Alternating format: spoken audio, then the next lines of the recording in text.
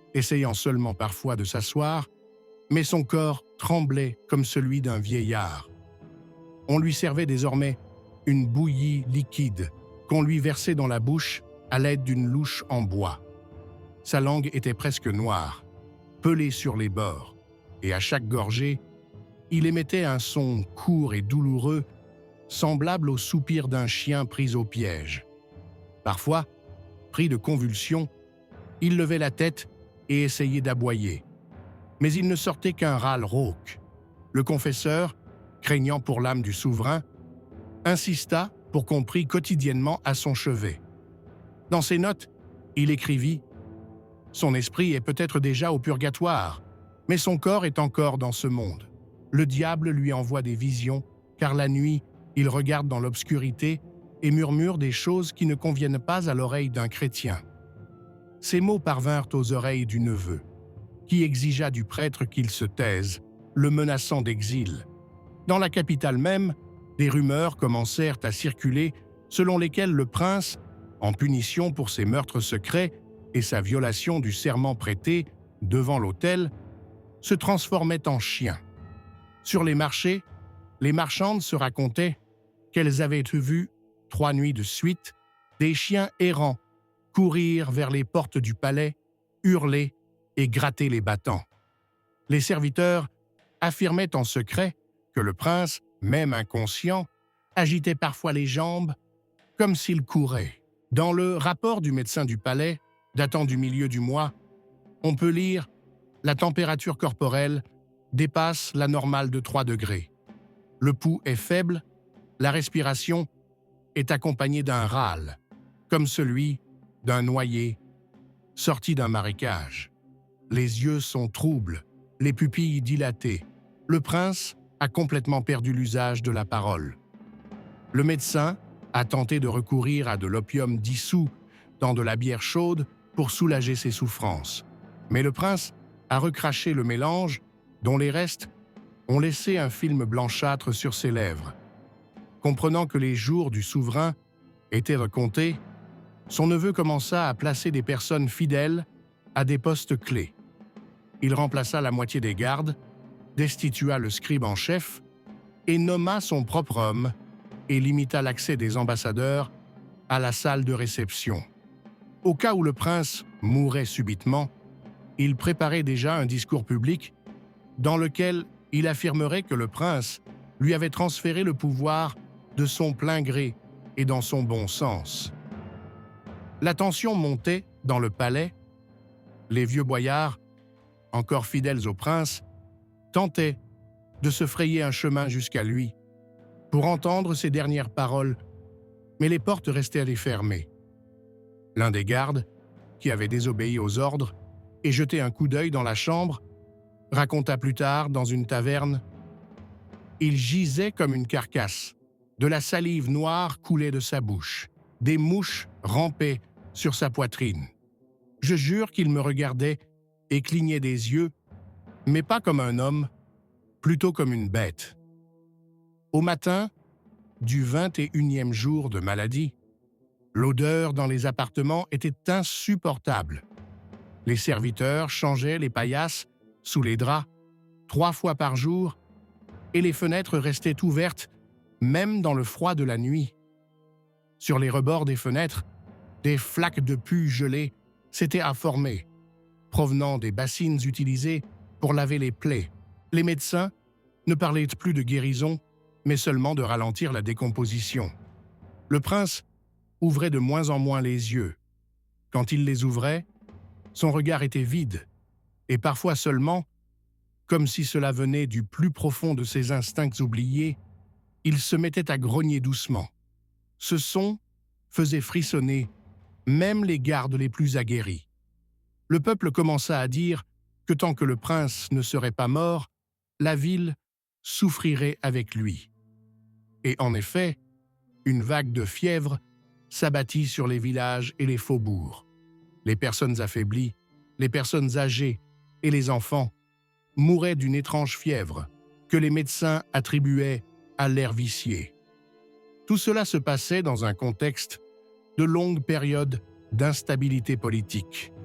À la frontière occidentale, des troupes de mercenaires se rassemblaient déjà.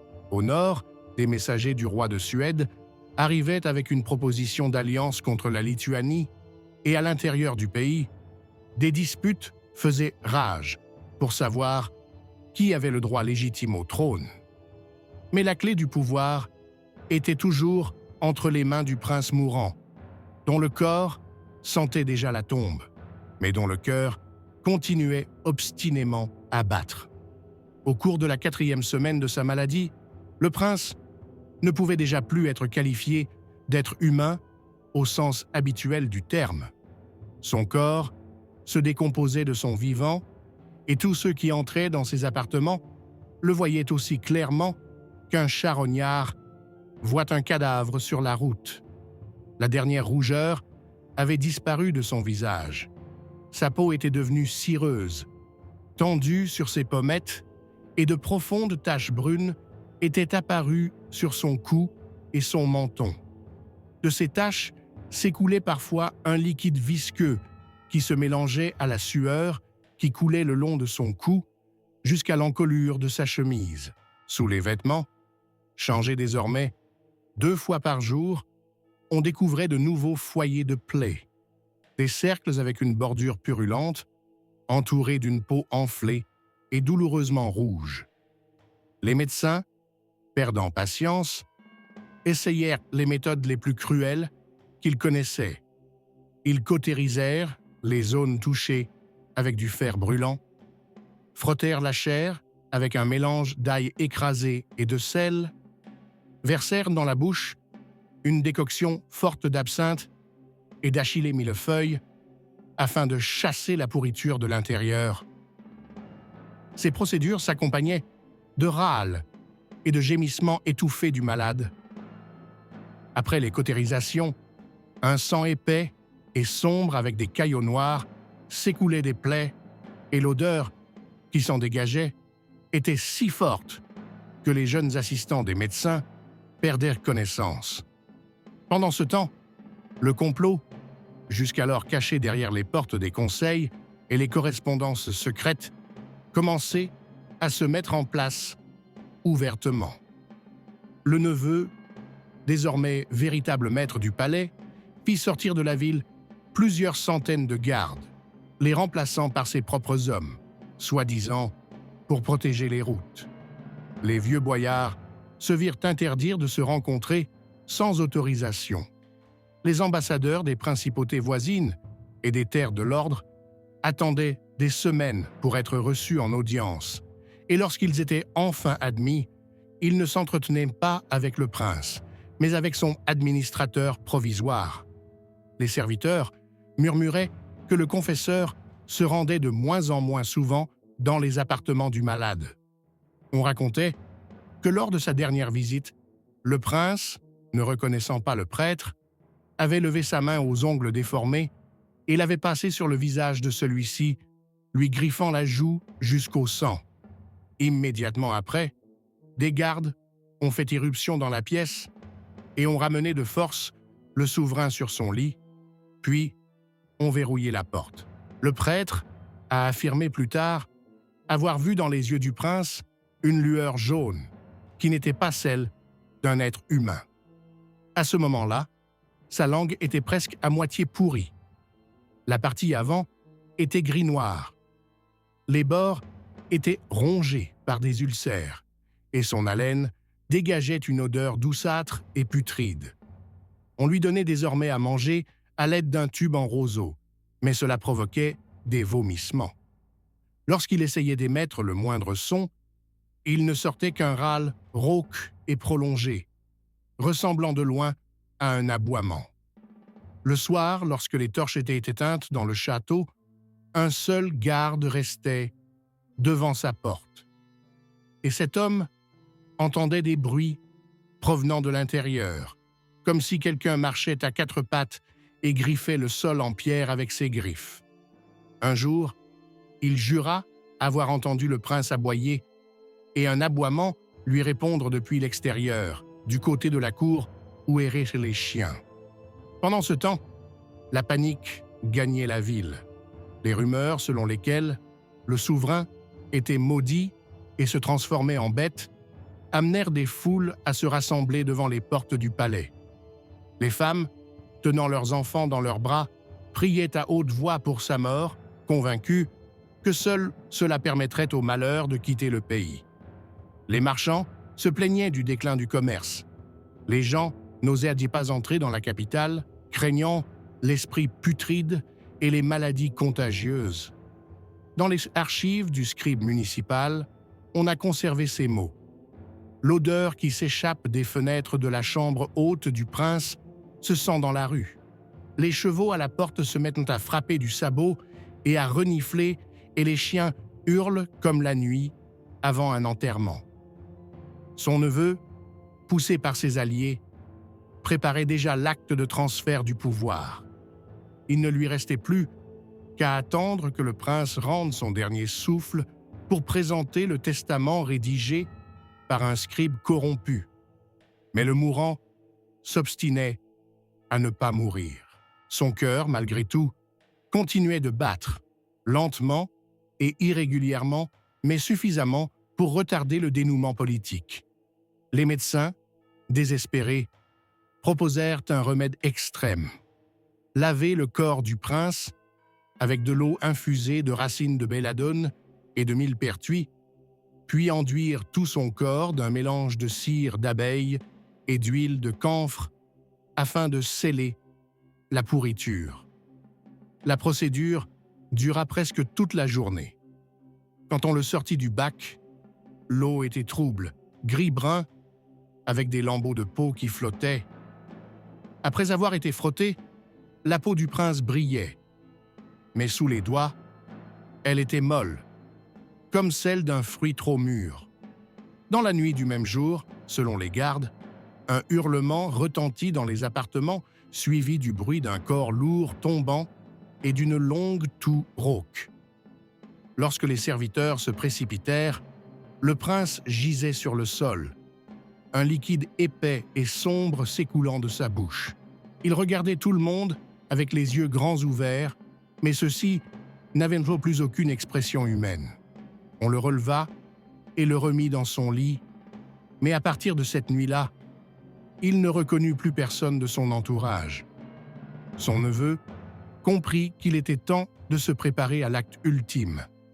Mais il ne savait pas encore qu'à ce moment-là, un complot se tramait parmi la noblesse, dont le but était d'empêcher qu'il ne lui succède. Au 4e stade de la maladie, le prince était devenu un spectacle que même ses plus fidèles serviteurs évitaient. La peau de ses mains et de ses pieds se détachait par plaques, laissant apparaître un tissu humide et rougeâtre qui brillait à la lueur des bougies.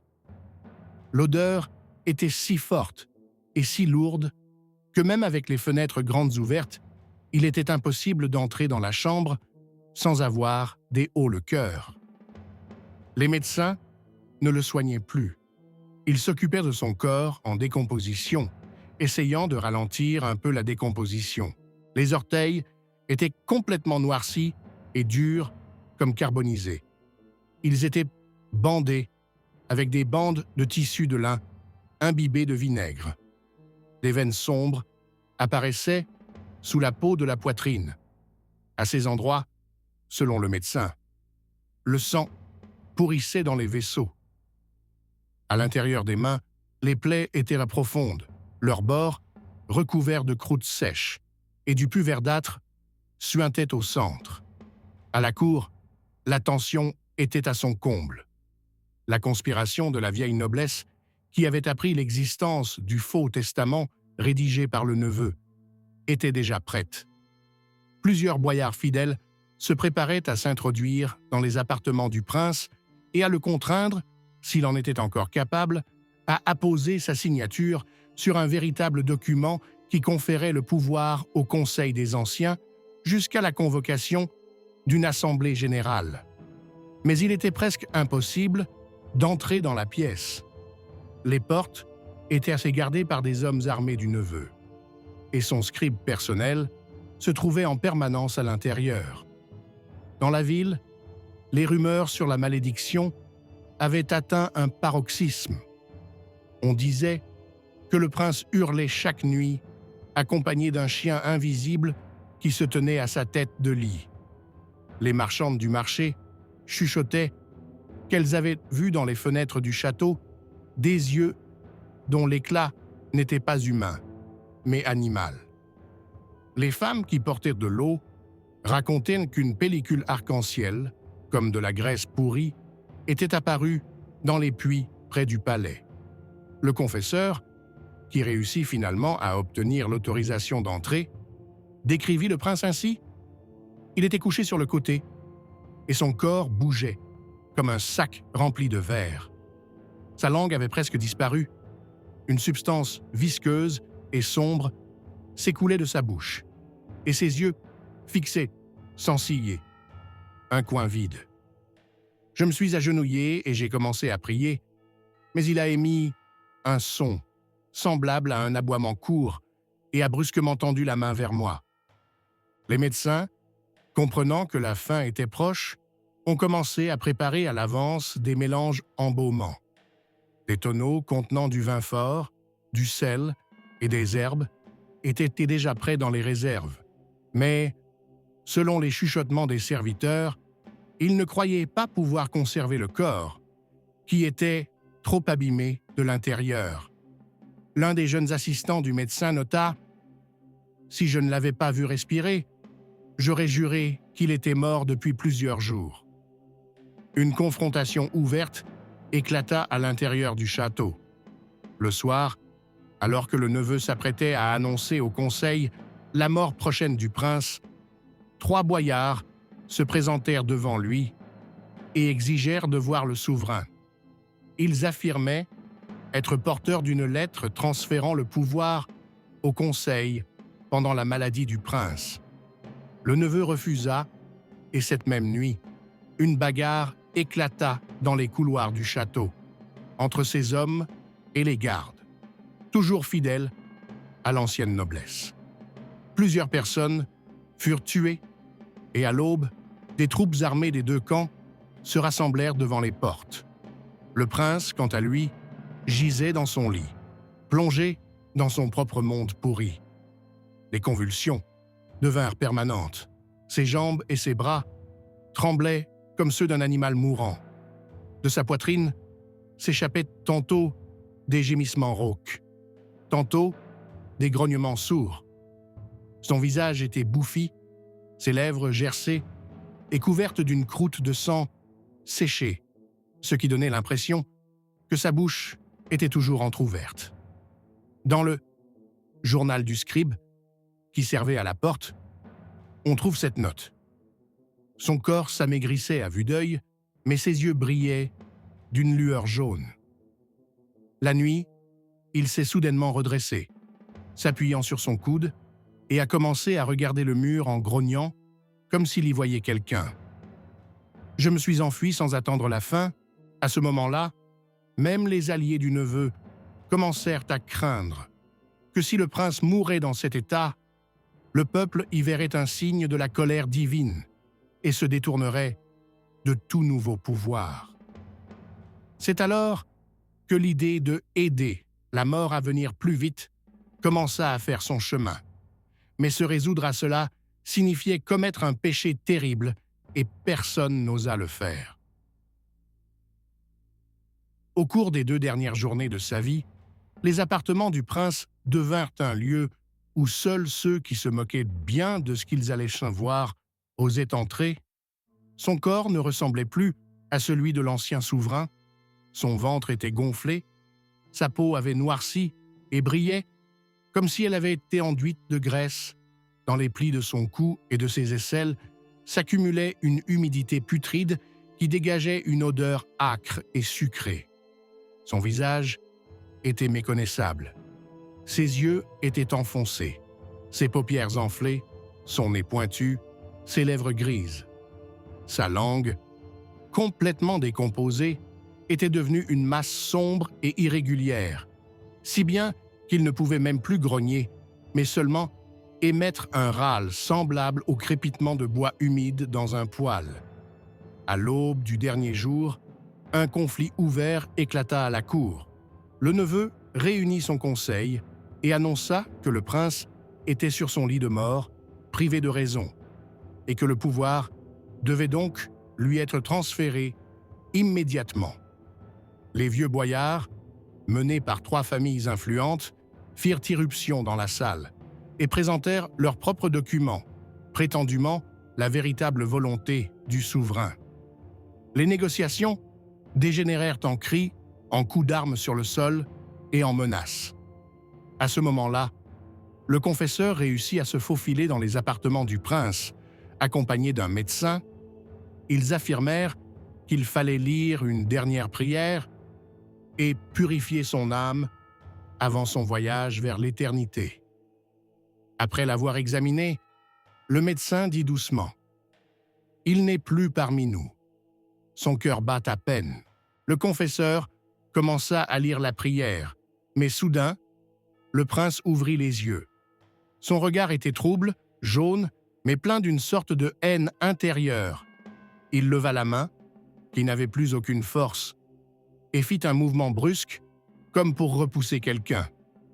Puis, sa poitrine se cambra.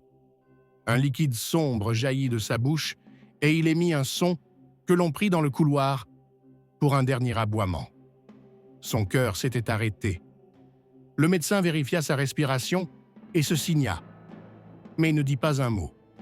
Il savait que dans la salle voisine, on décidait qui allait prendre le pouvoir. Le confesseur, d'une voix tremblante, prononça « Seigneur, accueille son âme », puis sortit, laissant le corps entouré de bougies. L'odeur dans la chambre était si forte qu'une heure plus tard, il fallut mettre le corps dans un cercueil en bois, après avoir versé du vin à l'intérieur et saupoudré le corps de sel.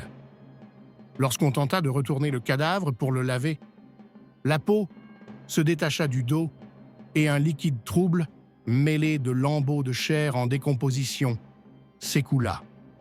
Cela confirma définitivement les dires des médecins. Il serait pratiquement impossible d'embaumer le corps. La nouvelle de sa mort se répandit dans la ville vers midi.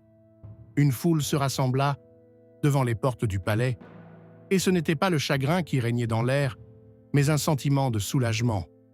Les femmes se signaient et murmuraient « Maintenant, le malheur va s'en aller », tandis que les hommes discutaient pour savoir qui serait le premier à prendre le contrôle des entrepôts de céréales.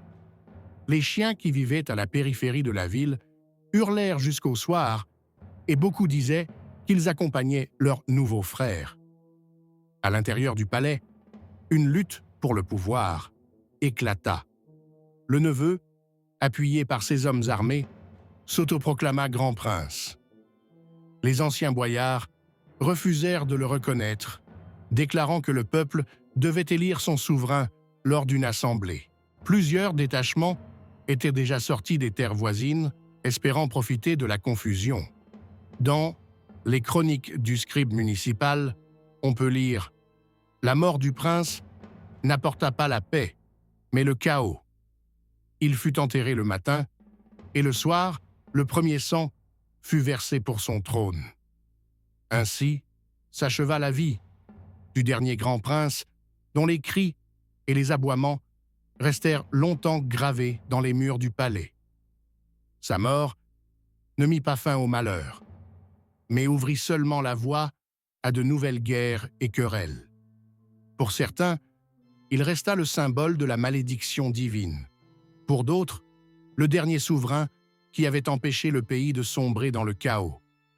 Mais pour tous, il fut un homme qui ne quitta pas ce monde en tant que souverain, mais en tant que bête sauvage.